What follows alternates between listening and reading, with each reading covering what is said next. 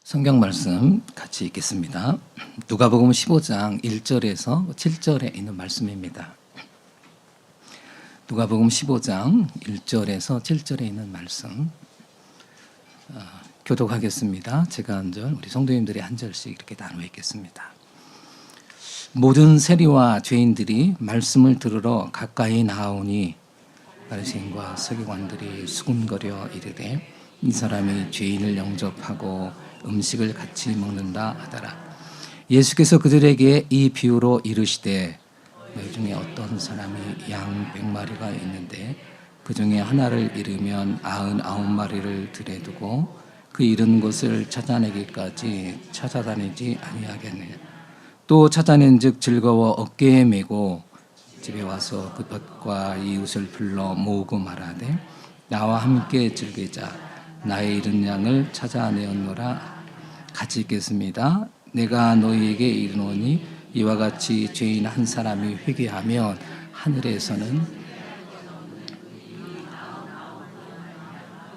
남은 것보다 더하리라. 아멘. 예. 오늘 이 말씀은 우리 목사님들이 다 이렇게 한 번씩 하신 그런 설교이기 때문에 잘 기억하리라고 생각합니다. 예. 근데 성도님들이 다 잊어주시는 것도 은혜입니다. 그래야 목사들이 여러 가지 설교를 반복해서 할 수 있으니까요. 자, 오늘 여러분과 함께 나눌 그 말씀의 제목은 존재로 사랑하는 그런 사람입니다. 이 말씀을 통해 우리를 찾는 하나님의 마음을 알고 그 마음을 담기 위해서 마음을 이렇게 모으는 시간이 되기를 원합니다. 철학자 아리스토텔레스는요, 그의 책 시학에 이런 말을 남겼습니다. 은유는 좀 띄워주세요. 예, 은유는 남에게서 배울 수 있는 것이 배울 수 없는 것이며 천재의 표징이다.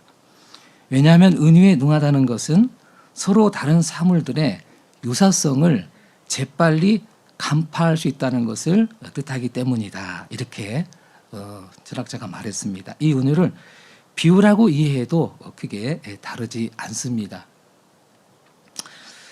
아리스토텔레스가 염두에 둔 천재는 아마 그의 스승 플라톤일 것입니다.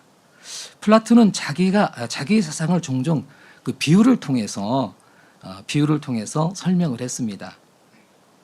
플라톤이 관심을 두고 주목하는 주제가 그 이데아의 세계였는데, 이데아의 세계는 우리 눈으로 확인할 수 있는 세계가 아니라 수학처럼 그 비가시적인 그런 세계입니다. 플라톤의 비유 가운데 가장 잘 알려진 비유가 동굴의 비유입니다. 동굴의 비유를 한번 띄워주세요.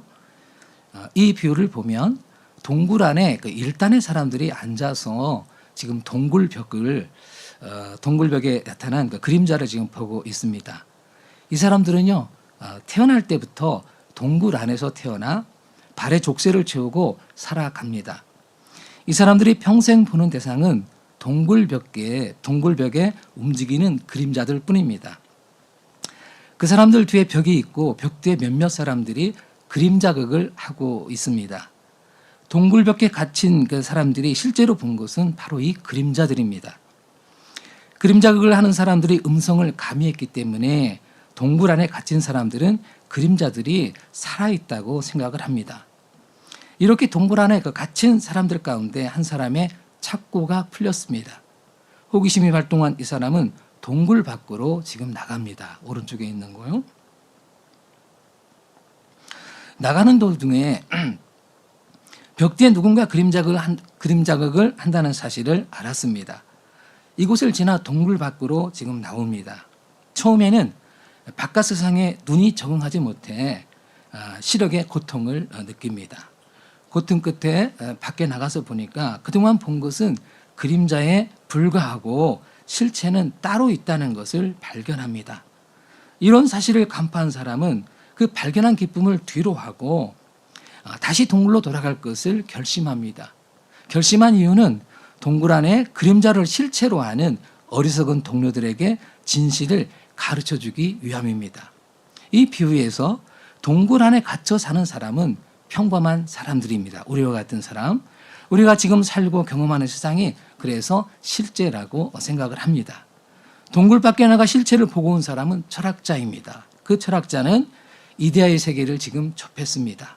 철학자는 동굴 안에 거짓된 세계와 그리고 동굴 밖의 참 세계, 즉 두 세계를 함께 접한 사람입니다. 그래서 이 두 세계에 대해서 잘 아는 사람이고 동굴 안에 있는 사람들을 일깨우는 사람입니다. 이 철학자가 이데아를 설명하기 위해서 끌어들인 방식이 바로 비유입니다. 참 실제는 동굴 안에 없기 때문입니다. 그래서 비유는 참 세계를 접한 천재의 설명 방식이라고 말합니다. 예수님도 비유를 통해서 많이 말씀하셨죠. 예수님의 비유에 등하신 이유는 예수님만이 하나님의 나라와 이 세상 두 세계를 온전히 아시기 때문입니다. 오늘 말씀은 세 가지 비유 내용으로 구성이 되었습니다. 세 가지의 비유 내용은 하나입니다. 같은 내용을 세 가지 비유를 통해서 말씀하시는 이유는 그만큼 중요하다는 뜻입니다. 먼저 1절로 2절은 예수님이 이 세 가지 비유를 말씀하시는 배경입니다. 1절로 2절입니다.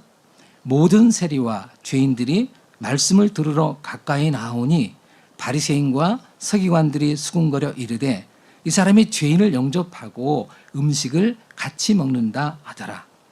앞서 예수님은 바리새인 지도자의 초대를 받았습니다. 예수님만 초대받은 것이 아니고 다른 여러 바리새인들도 함께 초대를 받았습니다.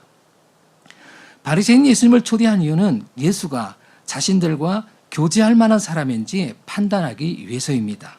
그 자리에서 예수께서 바리새인에게 여러 핀잔을 듣습니다. 그 내용 중에 하나가 바로 식사 초대입니다. 예수님 시대 식사 초대는 나중에 돌려받을 것을 기대하는 초대이고 자기의 명예를 높이려는 초대입니다. 하지만 주님은 그런 초대보다는 돌려받을 수 없는 초대를 하라고 가르치십니다.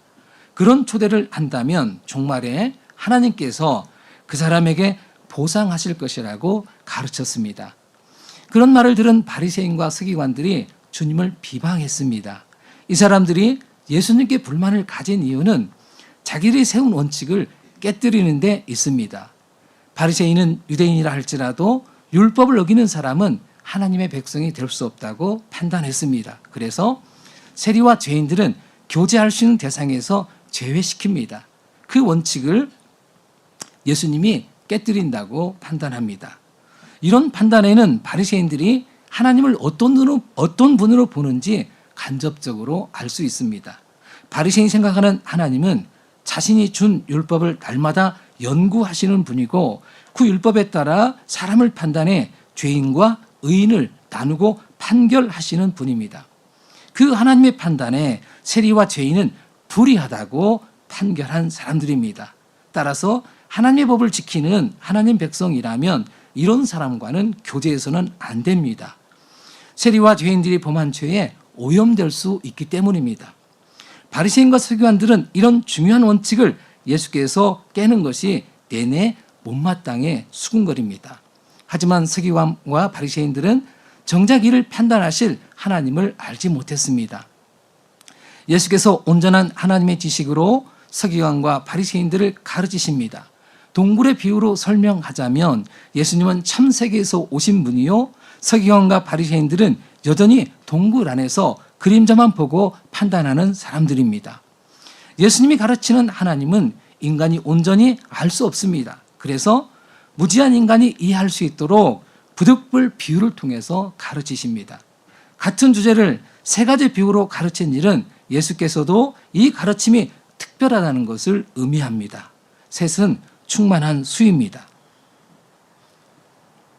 참고로 아모스서에 보면 그 열방들의 그 죄에 대해서 그 심판하시는 내용이 나오는데 모든 열방들의 그 특징이 뭐냐면 서너 가지 죄로 인하여라고 말하는 내용이 나오죠. 이스라엘에서는 셋이 충만한 수이고요. 넷은 충만한 수를 넘어가는 것입니다. 그러니까 심판을 하지 않을 수가 없는 공의로운 하나님께서 심판하지 않을 수 없는 수가 넷이 되는 것이죠. 넘어갑니다. 하나님 외에 누가 하나님의 마음을 알려줄 수 있겠습니까? 알 수 없으니까 서기관과 바리새인처럼 왜곡된 하나님에 관한 지식으로 하나님을 오해하고 왜곡된 지식에 근거해 남을 판단해 분리하는 것입니다. 요한복음에 보면 예수님의 제자 빌립이 예수께서 말씀하시는 아버지를 우리에게 보여달라고 요청합니다. 그때 주님이 하셨던 말씀입니다. 요한복음 14장 9절입니다. 예수께서 이르시되 빌립아 내가 이렇게 오래 너희와 함께 있으되 내가 나를 알지 못하느냐 나를 본 자는 아버지를 보았거늘 어찌하여 아버지를 보이라 하느냐. 같이 읽겠습니다. 내가 아버지 안에 거하고 아버지는 내 안에 계신 것을 내가 믿지 아니하느냐. 내가 너희에게 이르는 말은 스스로 하는 것이 아니라 아버지께서 내 안에 계셔서 그의 일을 하는 것이다. 아멘. 성자 하나님은 하나님 아버지와 특별한 방식으로 교제하시는 분입니다. 따라서 하나님 아버지를 온전히 아시는 분입니다. 앞선 동굴의 비유로 설명하자면 오직 예수님만이 이데아의 세계와 같은 하나님 나라에서 하나님 아버지와 늘 함께 하시는 한 분 하나님이십니다. 예수께서 가르치는 지식이 특별한 이유입니다. 첫 번째 비유는 양 100마리를 소유한 한 목자 이야기입니다. 일반적인 목자는 10마리에서 15마리 정도의 양을 소유합니다. 100마리 양을 소유했다는 것은 꽤 넉넉한 목자임을 짐작할 수 있습니다. 하지만 이 비유에서 강조하고자 하는 것은 100마리 가운데 한 마리를 잃어버린 목자의 마음입니다. 대개 양들은 아침에는 데리고 나가 방목하다가 저녁이 될 때 돌아와 우리 안에서 보호합니다. 양들을 집으로 돌아오게도 하지만 때로는 들판에 임시 우리를 만들어서 그곳에서 보호하기도 합니다. 이런 경우에 대개 여러 목자가 우리를 공동으로 관리하죠. 목자에게 중요한 일은 자기 양들을 구분해 인도하는 일과 저녁에 돌아올 때 양들의 수를 파악하는 것입니다. 양들이 먹이를 찾다가 자칫 길을 잃고 돌아오지 못할 수도 있기 때문입니다. 100마리 가운데 한 마리 잃은 목자는 저녁에 한 마리가 돌아오지 않았다는 것을 알았습니다. 이런 경우 목자는 둘 중 하나를 선택합니다. 첫째, 포기하는 경우입니다. 100마리 양이라면 한 마리 정도 잃어도 곧 복구됩니다. 둘째, 끝까지 찾는 경우입니다. 양에 대해 포기하지 못하는 애착일 수도 있고 목자로서 의무감일 수도 있습니다. 오늘 나오는 목자는 후자에 해당하는 목자입니다. 이 목자는 아마 양에게 이름을 붙여 부르는 친밀한 목자일 것입니다. 그 양은 100마리 가운데 한 마리에 불과한 양이라기보다 지금까지 정을 나눈 이름을 가진 양입니다. 생택집의 어린 왕자가 친구로 받아들인 여우와 같겠죠. 그 양은 포기할 수 있는 그 양이 아니라 아침 저녁으로 대화를 나누는 이름을 가진 양입니다. 마틴 부보에 의하면 3인칭 그가 아닌 2인칭 너에 해당하는 대상입니다. 3인칭 그것들은 포기할 수 있지만 2인칭 너는 포기할 수 없는 대상들입니다. 목자에게 너 양은 포기할 수 없는 대상입니다. 얼마 전부터 제가 사는 아파트 현관문에 고양이를 찾는다는 사진과 함께 현상금 30만 원이라는 종이 쪽지가 붙었습니다. 그 주인에게 그 고양이는 잃어버려도 되는 단순한 고양이가 아닙니다. 시내 모병원 현관에 길고양이 콩지가 자기 별로 돌아갔다는 그림 한 장이 붙었습니다. 콩지는 그 병원에서 밥을 주고 집을 제공하고 놀이 기둥까지 세워서 키우는 길고양이입니다. 막 그 옆에 건물을 짓다가 뭐 여러 가지 이제 벌레들이 나오니까 농약을 뿌렸던 모양입니다. 고양이가 입으로 털을 고르다가 죽었다고 말했습니다. 그렇게 말하는 원장님이 세상을 다 잃은 것 같은 표정으로 저에게 말을 했습니다. 비록 길고양이지만 그 고양이는 콩지라는 이름으로 불리며 주인에게 사랑받던 고양이입니다. 오늘 목자도 99마리를 양의 우리에 놓고 나머지 한 마리를 찾아 나섭니다. 우리는 이런 생각도 할 수 있습니다. 그러다가 남은 99마리가 다른 곳으로 가면 어떻게 하나? 9마리를 지키는 일이 더 지혜로운 일이 아닐까? 얼마든지 가능한 추리입니다. 하지만 예수님이 가르치는 비유의 내용은 그런 곁가지보다는 잃어버린 한 마리를 찾아 나서는 목자의 마음과 찾을 때의 기쁨을 이야기합니다. 목자는 다행히 그 한 마리를 찾았습니다. 그 기쁨이 얼마나 큰지 벗과 이웃을 불러서 잔치를 벌입니다. 이 일도 조금 의외입니다. 양 한 마리 찾은 일로 이웃과 잔치를 벌인다면 계산 빠는 우리는 양 한 마리 값보다 더 나온 것이 아니냐라고 반문할 수 있습니다. 그렇습니다. 양 한 마리 찾았다고 잔치를 벌이는 사람은 조금은 이상한 사람입니다. 하지만 예수님은 잃은 양을 찾은 목자를 통해 하나님의 기쁨을 표현합니다. 예수님이 이 비유를 말씀하시는 이유는 다음에 나옵니다. 7절입니다. 내가 너희에게 이르노니 이와 같이 죄인 한 사람이 회개하면 하늘에서는 회개할 것 없는 의인 99으로 말미암아 기뻐하는 것보다 더하리라. 예수님이 무슨 말씀을 하시려고 잃어버린 한 마리 양 이야기를 하십니까? 하나님의 마음을 이야기하고 싶어서입니다. 그것을 암시하는 내용이 하늘에서라는 장소입니다. 하늘은 하나님의 처소를 표현하는 단어죠. 하늘에서 기뻐하는 것은 하늘 자체가 아니라 하늘에 계신 하나님을 암시합니다. 하나님의 마음은 어디에 있습니까? 회개하고 돌아오는 죄인 한 사람에게 있습니다. 그것이 하나님의 마음입니다. 이런 마음을 우리가 간접적으로 아는 방법이 있습니다. 부모가 되면 다 알 수 있습니다. 자녀를 키우면 자녀의 능력이나 성격이 각각 다른 것을 압니다. 어떤 자녀는 부모가 시키지 않아도 열심히 공부하고 재능을 키워서 제 길을 잘 찾아갑니다. 부모로서는 참 마음 든든한 자녀이죠. 그런데 어떤 자녀는 자랄 때도 병치레가 많고 한눈을 자주 팔아 좋은 기회를 놓치는 자녀도 있습니다. 청소년기에 괜히 건너뿌리다가 기회를 놓치는 일도 있습니다. 한국 사회는 오래 기다려주는 사회가 아닙니다. 또 기회를 골고루 주지도 않습니다. 한번 실패하면 기회가 잘 오지도 않습니다.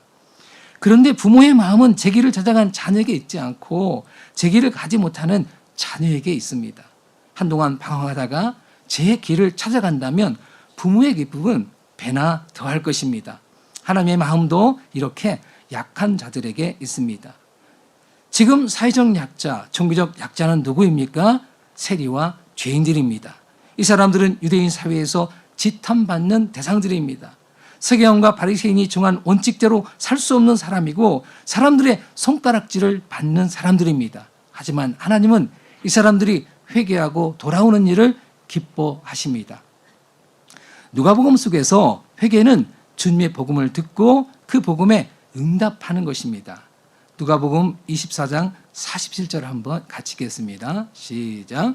또 그의 이름으로 죄사함을 받게 하는 회개가 예루살렘에서 시작하여 모든 족속에게 전파될 것이 기록되었으니. 여기 나오는 죄사함을 받게 하는 회개를 복음으로 바꾸어도 뜻이 잘 이어집니다. 이것은 누가가 선교지의 정서에 맞게 복음을 풀어서 설명했다고 생각합니다.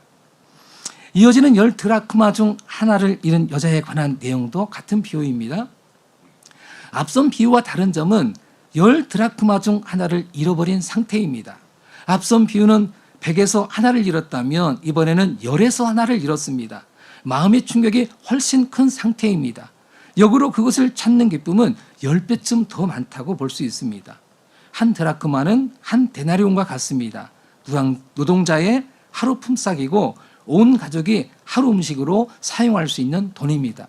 아마 이 여인은 가족을 대표해 이 돈을 관리하고 동시에 이 돈으로 가정경제를 꾸려가는 사람입니다.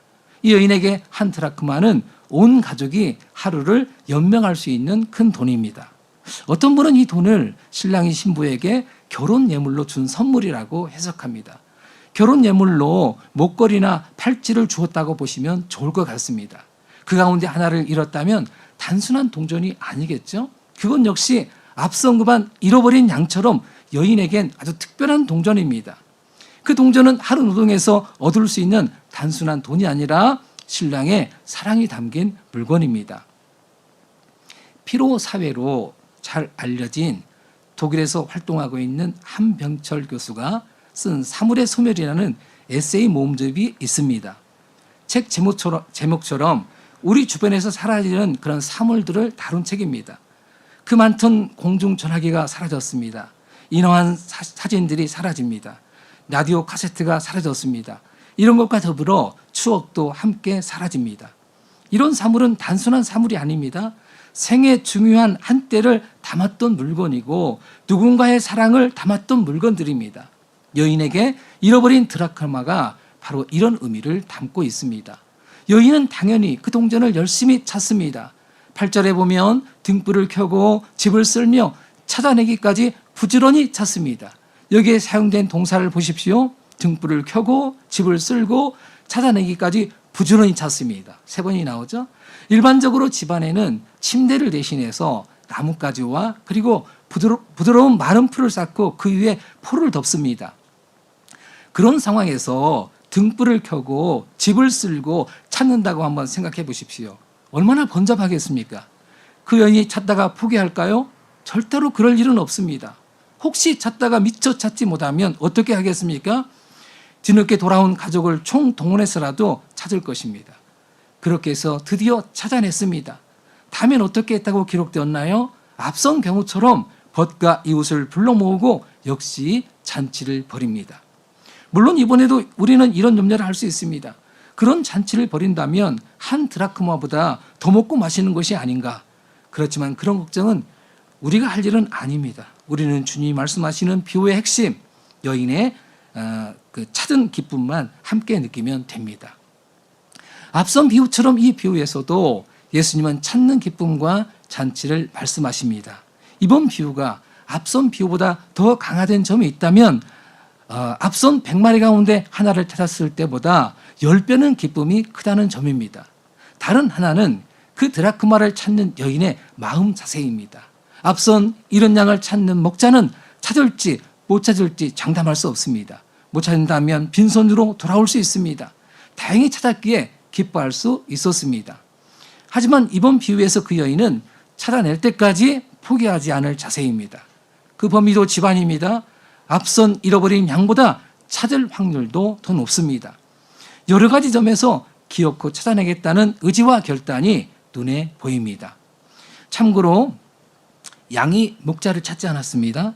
동전도 여인을 찾지 않았습니다. 찾으려고 애를 쓴 사람은 목자였고 여인이었습니다. 이처럼 죄인이 하나님을 찾지 않고 하나님이 죄인을 찾아오십니다. 그래서 우리 안에 구원이 발생합니다. 3번째 비유입니다.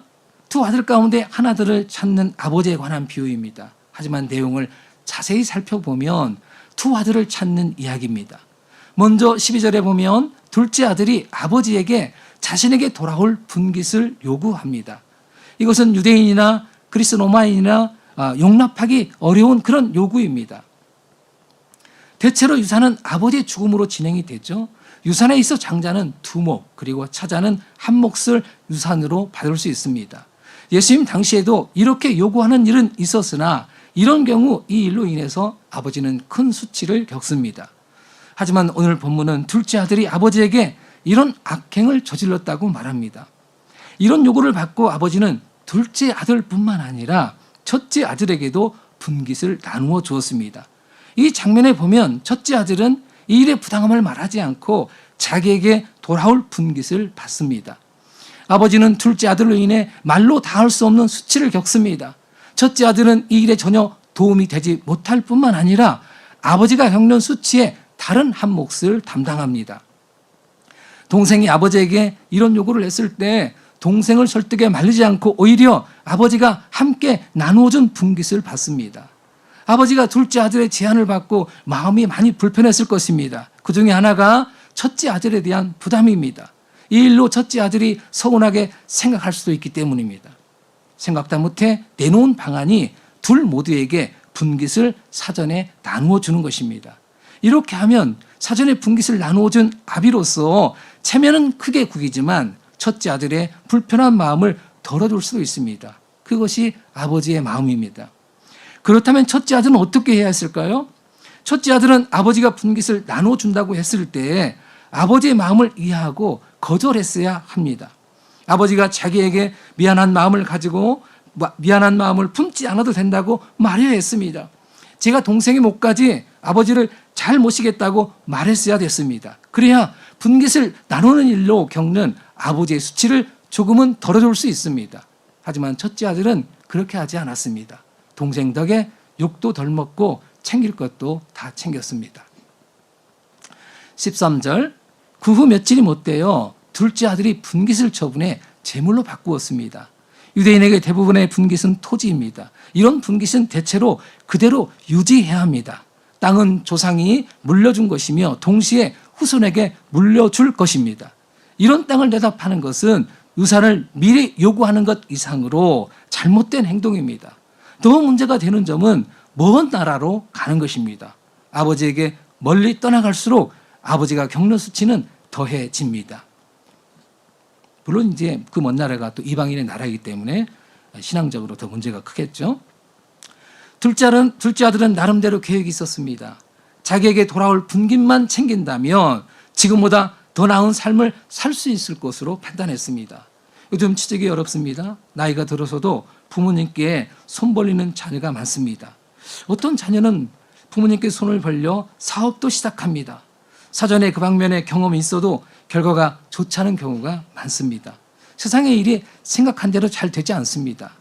둘째 아들의 상황도 비슷했습니다. 자기가 노력해서 번 돈이 아니라서 그런지 허랑방탕하여 그 재산을 다 날렸습니다.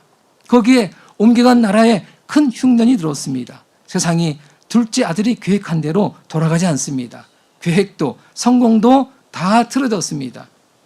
고향에서는 생각해보지도 못한 일을 해야 했습니다. 돼지를 치는 일입니다. 유대에서는 종교적 이유로 돼지를 치지 않습니다.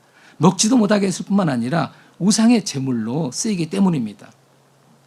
둘째 아들이 품삯을 받고 돼지를 치는 일을 하였다는 것은 정말 최악의 상황입니다. 그렇게라도 하지 않으면 타국에서 얻을 일자리가 없습니다. 돼지를 치는 일은 그 나라에 속한 사람들도 대단히 싫어하는 일입니다. 누가 냄새가 나는 돼지를 좋아하겠습니까? 여러분 혹시 돼지 치는 집 곁에 한번 살아본 적이 있으시나요? 옛날에는 그런 경우가 있었어요. 이런 주택가인데도요, 돼지를 막 키우고 막 그랬었거든요. 잠깐 중간에 제가 퀴즈를 하나 드리겠습니다. 조시는 분들을 위해서 눈을 뜨기 위해서 2차 대전 때라고 생각이 되는데요. 연합군으로 이제 프랑스 사람하고 영국 사람하고 지금 티르케라고 말하죠. 터키 세 병사가 모였습니다. 모여가지고 이제 항상 뭐 전쟁만 하는 건 아니거든요. 그러니까 중간에 이제 모여가지고 뭘 무료하게 할까라고 생각하다가 마침 그 옆에 돼지 같은 농가 쪽에 아마 이렇게 배치했던 것 같아요. 농가가 있는데 돼지가 있는 거예요. 돼지. 세 사람이 내기를 했습니다. 자, 우리가 내기를 하는데 누가 그 돼지굴에 들어가서 누가 오래 참을 것인가 한번 내기를 해보자. 그래서 이제 뭐 몰빵을 시키겠다는 거죠. 좋다. 프랑스 사람이 들어갔습니다. 이 깔끔한 프랑스 사람은 5분 만에 뛰쳐나왔습니다. 견디지 못하고. 이어서 이제 영국 사람이 또 들어갔습니다. 다음에 영국 사람이. 역시 영국 사람은 인내심이 좀 강합니다. 무려 10분을 참았습니다. 맨 마지막에 이제 그 티르키에 터키 사람이 들어갔습니다. 몇 분을 참았을까요?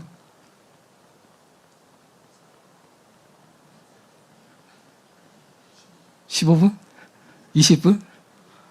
아닙니다. 아니죠. 돼지가 나왔죠? 돼지가 나왔습니다. 예, 돼지가 아마 이 유럽 사람들이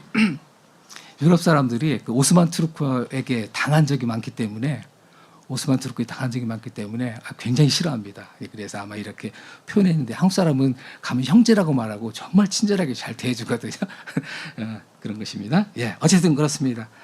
어쨌든 둘째 아들은요, 험한 일을 하고 있지만 받는 품삯으로 한 입 풀칠하기도 어려웠습니다. 급기야 돼지가 먹는 쥐엄 열매로 배를 채우려고 했지만 흉년에 그것을 주는 사람도 없었습니다. 둘째 아들은 타국에서 바다까지 내려갑니다.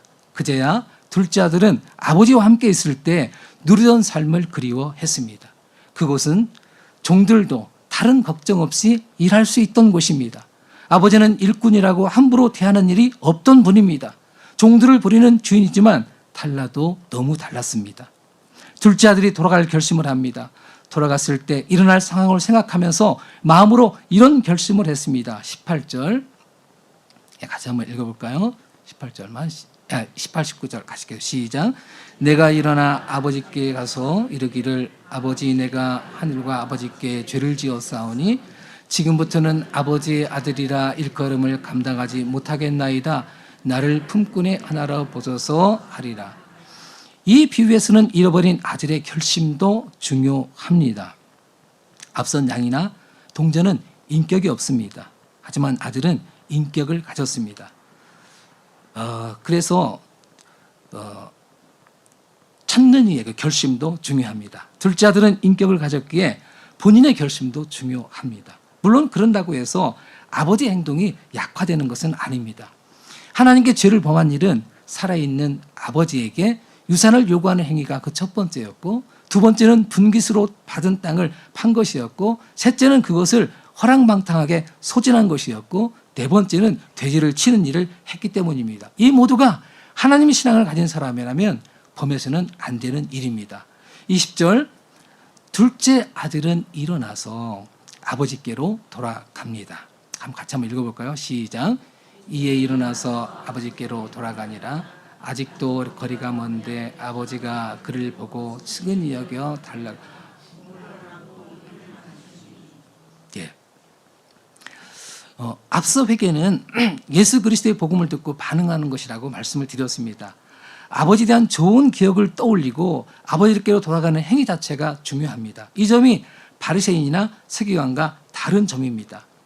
서기관이나 바리새인은 하나님을 아버지로 보지 않고 엄격한 재판관으로 보았습니다. 그러기에 그 법을 지키지 못하는 사람들을 엄격한 잣대로 평가합니다. 엄격한 잣대를 통과해야만 하나님의 자녀가 될 수 있다면 그것은 복음이 아닙니다. 그것은 세상의 종교와 다를 바가 없습니다. 세상 종교는 모두 자력 종교이죠. 자기 노력, 자기 수행, 자기 깨달음으로 구원을 이루겠다는 것이 자력 종교의 특징입니다. 하지만 그 방식으론 구원이 일어나지 않습니다. 죽음의 수인 영에 아무리 많은 것을 곱해도 그 영을 벗어날 수 없습니다. 생명은 오직 생명이신 하나님께서 은혜를 주셔야 비로소 우리가 얻을 수 있습니다. 이제 아버지의 그 생명의 주이신 아버지의 행동을 살펴보겠습니다. 앞서 읽었던 20절 있는 말씀을 다시 한번 보시게 되면 여기에는 여러 가지의 그 동사가 나옵니다. 그만큼 아버지는 빠르게 반응을 했습니다. 거리가 먼데도 다른 사람보다 먼저 알아보았다는 점은 습관적으로 동구 밖을 바라보았다는 것을 짐작하게 합니다. 아버지는 아들이 떠날 때부터 돌아오기만을 기다렸습니다. 그러기에 즉시 알아보고 달려갈 수 있었습니다. 명예를 중시하는 전통사회에서 노인이 달리는 일은 명예를 크게 손상시키는 일입니다. 그래서 넉넉한 자유인은 달리지 않습니다. 어느 서구의 성경학자가 이 말을 이렇게 서구 사람들이 잘 이해하지 못하니까 동양 정서를 이렇게 설명했습니다. 이 행동은 어느 날 어떤 사람이 스킨스쿠버 복장을 하고 조깅을 하는 것과 같다라고 그렇게 말했습니다. 여러분 상상을 해보세요. 오리발에 쓰고 천변을 누가 조깅을 아침에 하고 있다고 생각해 보십시오. 얼마나 그것이 우스꽝스러운지. 그런 정도로 낯선 행동이라고 그렇게 표현을 합니다. 이렇게 달려간 아버지는 땀과 먼지와 냄새로 가득할 아들의 목을 안고 입을 맞추었습니다. 아버지의 이런 행동을 보고 동네 사람들이 돌아온 아들을 대놓고 비난하기는 어렵습니다. 아버지는 스스로 명예를 내려놓아 아들을 정죄하려는 동네 사람들의 입을 닫게 했습니다. 그러자 아들은 마음으로 준비했던 말을 아버지께 올립니다. 21절 같이 읽겠습니다. 시작. 아버지, 내가 하늘과 아버지께 죄를 지었사오니 지금부터는 아버지 아들이라 일컬음을 감당하지 못하겠습니다. 됐습니다. 아들이 준비했던 말은 조금 더 남았습니다. 나머지 말은요, 저를 품꾼의 하나로 대우해 주십시오입니다. 하지만 아버지는 나머지 말을 듣지도 않고 종들에게 지시합니다. 아버지가 왜 이렇게 행동하십니까? 아버지는 돌아온 아들을 아들로 받아들였기 때문입니다. 22절 같이 읽겠습니다. 시작. 제일 좋은 옷을 내어다가 입히고 손에 가락지를 끼우고 발에 신을 신기라. 이 모든 명령은 돌아온 탕자를 아들로 받아들였다는 표현입니다. 이것을 다르게 표현하면 아버지는 탕자에게 다른 무엇을 요구하지 않고 아들로 품었다는 이야기입니다. 직장에서 사람을 뽑을 때 직장에서 원하는 조건을 갖춘 사람을 선별해서 사람을 뽑습니다. 가족은 그런 기준에 의해서 모인 공동체가 아닙니다. 가족은 혈연으로 맺어진 공동체입니다. 직장의 기준으로 보면 형편없는 자격 조건을 갖추었지만 가족은 이런 조건을 묻지 않습니다. 단지 자녀라는 존재만으로 그 모든 혜택을 누릴 수 있습니다. 아버지는 여기에서 그치지 않았습니다. 종을 시켜서 살찐 송아지를 끌어다가 잡으라고 시킵니다. 살찐 송아지는 아무에게나 대접하는 짐승이 아닙니다. 가장 존귀한 사람을 대접할 때 사용했던 짐승입니다. 아브라함은 이 짐승으로 천사를 대접했습니다. 아버지는 돌아온 아들을 위해서 이 특별한 음식을 준비하도록 했습니다. 그 송아지를 아들과만 먹으려고 잡은 것은 아니죠. 동네 사람들을 초대했겠지요. 이렇게 해서 혹시 사람들이 둘째 아들을 뒤로 비난하고 그 소리를 둘째 아들이 듣는 일이 없도록 배려한 것으로 보입니다. 한마디로 아버지는 아들로 인한 불명예는 본인이 다 뒤집어 쓰고 아들의 신분을 회복시켜서 즐겁게 살아가도록 배려했습니다. 그러자 그 잔치에 참여하는 사람들 모두가 즐거워했습니다. 그 집안의 종들도 즐거워했고 아들이 돌아왔다는 소식을 듣고 그 집에 모인 사람들도 모두 즐거워했습니다. 즐거워할 때 함께 즐거워하는 일도 복입니다. 사도 바울은 즐거워하는 자들과 함께 즐거워하고 우는 자들과 함께 울라고 하였습니다. 이렇게 할 수 있는 사람은 가족입니다. 돌아온 둘째 아들로 인해 함께 즐거워한 사람들은 하나님의 가족들입니다. 그러기에 아버지와 함께 즐거워하고 돌아온 아들로 인해서 함께 즐거워합니다. 자, 그런데 이 아버지의 즐거움에 동참하지 못한 사람이 있습니다. 겉에 나타난 신분은 아버지의 맏아들입니다. 맏아들은 아버지의 즐거움에 참여하지 못할 뿐만 아니라 아주 못마땅하게 생각합니다. 나아가 아버지 행동에 분노했습니다. 28절 같이 읽어볼까요? 시작. 그가 노하여 들어가고자 하지 아니하거늘 아버지가 그가 분노한 이유는요, 우리도 이해할 수 있습니다. 29절 30절 읽겠습니다. 아버지도 아는 것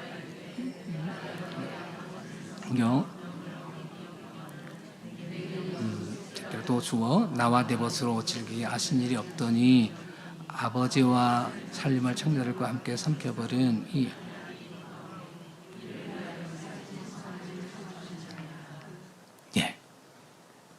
너무 불공정합니다. 이야기를 서기관과 바리새인이 비교하여 설명하면 이렇습니다. 예수님이 하나님이 보내신 분이라면 세리나 죄인과 함께 먹지 말아야지요. 아니 어떻게 하나님이 보내신 분이라 말하면서 율법도 지키지 않고 매국노처럼 동족의 피를 빠는 세리와 동석할 수 있습니까? 저는 그런 자리에 함께할 수 없습니다. 그러니 당신의 초대에 들어가지 않겠습니다. 당신은 우리가 율법을 열심히 지키고 다른 사람들까지 지키도록 권면하는 노력은 인정하지 않고 세리와 죄인들과 함께 식사하며 즐거워하고 우리를 무시할 수 있습니까? 이런 표현이겠죠. 첫째 아들은 아버지에 대해 어떤 잘못된 지식을 가지고 있습니까? 아버지의 마음과 아버지의 재량을 인정하려고 하지 않았습니다. 그는 자기의 잣대로 아버지마저 재단하려고 합니다. 이런 잘못된 지식은 그것으로 그치지 않았습니다. 아버지가 모두를 위해 마련한 잔치에 참여하지 않으려고 합니다. 잔치에 들어가지 않으면 어떤 일이 발생합니까? 누가복음의 앞선 내용들을 종합해 보면 하나님 나라에 들어가지 못합니다. 하나님 나라에서 쫓겨나 슬피 우는 일이 발생합니다. 하지만 아버지는 맏아들을 포기하지 않았습니다. 맏아들을 권하고 설득합니다. 31절과 32절 보겠습니다. 시작. 아버지가 이르되 너는 항상 나와 함께 있으니 내 것이 다 내 것이로되 이 내 동생은 죽었다가 살아났으며 내가 잃었다가 얻었기로 우리가 즐거워하고 기뻐하는 것이 마땅하. 아멘. 앞선 장자의 행동은 아버지의 명예를 훼손하는 일입니다. 아들이 아버지 행동에 딴지를 걸었기 때문입니다. 아버지가 둘째 아들과 동네 사람들에게 베푼 호의를 비이성적인 노인의 행동으로 매도했습니다. 이것은 고대 사회에서 있어서는 안 되는 행동입니다. 하지만 아버지는 그런 수모를 기꺼이 감내하고 맏아들을 권합니다. 아버지가 즐거워하는 일에 맏아들도 함께 즐거워하는 것이 아버지의 바람입니다. 아버지의 표현대로 둘째 아들이 돌아온 일은 죽은 자가 살아나며 잃은 것을 다시 얻는 큰 기쁨입니다. 이것은 자식을 키우는 부모라면 누구나 쉽게 이해할 수 있는 내용입니다. 서기관과 바리새인이 세리와 죄인을 바라보는 시각과 예수님이 바라보는 시각은 달랐습니다. 예수님은 세리와 죄인을 그 존재로 사랑하고 하나님의 자녀로 맞아 식탁 규제를 나누었습니다. 서기관과 바리새인은 식탁 규제를 나누려면 그만한 자격을 가져야 한다고 생각했습니다. 다르게 표현하면 그 자격은 그 사람이 가진 종교적 소유입니다. 이는 하나님을 알지 못하는 판단입니다. 정작 하나님은 그가 가진 소유 때문이 아니라 그 사람을 조건 없이 받아들입니다. 여기서 말하는 소유는 단지 재산만을 의미하지 않습니다. 인간이 하나님 앞에서 지켜야 하는 율법 준수와 모든 종교적 노력을 포함하는 말입니다. 하나님의 관심은 그 사람 존재 자체이지 그 사람의 소유가 아닙니다. 하나님 아버지는 우리가 가진 소유나 자격 때문에 하나님의 자녀로 삼으신 게 아니라 우리를 있는 그대로, 즉 존재로 사랑하셔서 자녀로 삼으셨습니다. 우리가 연약할 때, 우리가 죄인이었을 때, 심지어 하나님과 원수였을 때 하나님은 조건 없이 우리를 하나님의 자녀로 삼으셨습니다. 하나님의 자녀됨은 신약 성경에서 구원과 영생의 다른 표현이기도 합니다. 정리합니다. 기독교 시인 김현승님의 제가 아버지의 마음이라는 시 한 편을 읽겠습니다. 바쁜 사람들도, 굳센 사람들도, 바람과 같던 사람들도 집에 돌아오면 아버지가 된다. 어린 것들을 위하여. 난로에 불을 피우고 그네의 작은 못을 박는 아버지가 된다. 저녁바람에 문을 닫고 낙엽을 줍는 아버지가 된다. 바깥은 요란해도 아버지는 어린 것들에게는 울타리가 된다. 양심을 지키라고 낮은 음성으로 가르친다. 아버지의 눈에는 눈물이 보이지 않으나 아버지가 마시는 술에는 눈물이 절반이다. 아버지는 가장 외로운 사람들이다. 가장 화려한 사람들은 그 화려함으로 외로움을 배우게 된다. 아버지는 둘째 아들을 있는 그대로, 즉 존재 그대로 아들로 환대했습니다. 이것을 교회에서는 은혜라고 표현하죠. 우리도 둘째 아들처럼 은혜로 환대하셨습니다. 만일 아버지는 늙어서 돌아가시고 둘째가 이제 자녀를 낳아 기르다가 그 아이가 청소년기가 되어서 자기처럼 아버지를 떠난다면 둘째 아들은 어떻게 했겠습니까?